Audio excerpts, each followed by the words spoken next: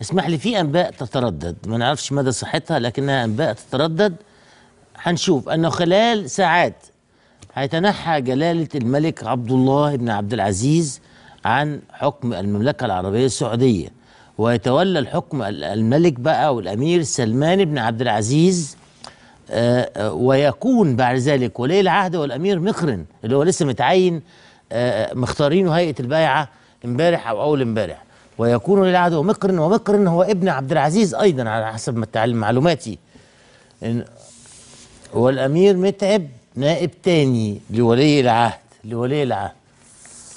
ومحمد بن سلمان، الأمير محمد بن سلمان وزيرا للدفاع. يعني في تغييرات مهمة جدا في السعودية، لكنها ليست تغييرات حادة، ده اختيارات كلها. الملك عبد الله يمكن رأى أن الظروف الصحية لا تسمح باستكمال مسيرة المملكة العربية السعودية.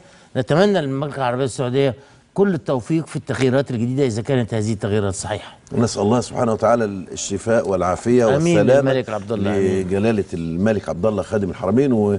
وبنقول له ان احنا لن ننسى ابدا فضله علينا بعد ربنا سبحانه وتعالى، وموقفه المشرف اللي رفع رؤوسنا جميعا وقعد لنا القومية العربية او التجمع العربي الجاد، ورأينا إنسان غيور على مصر وبيحبها، وده عهشمنا وعهدنا بالأسرة المالكة كلها. ده عهدنا بالشعب السعودي كله الحقيقة. مرتبط بيه، احنا مرتبطين ببعض ارتباط وثيق. يعني ارتباط لصيق ووثيق. وبعدين عائلات كثيرة مصرية سعودية.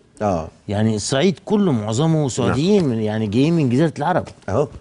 انت منهم؟ طبعا. ولا انت جندي سعودي؟ انا مراتي هي الكفيل يا استاذ.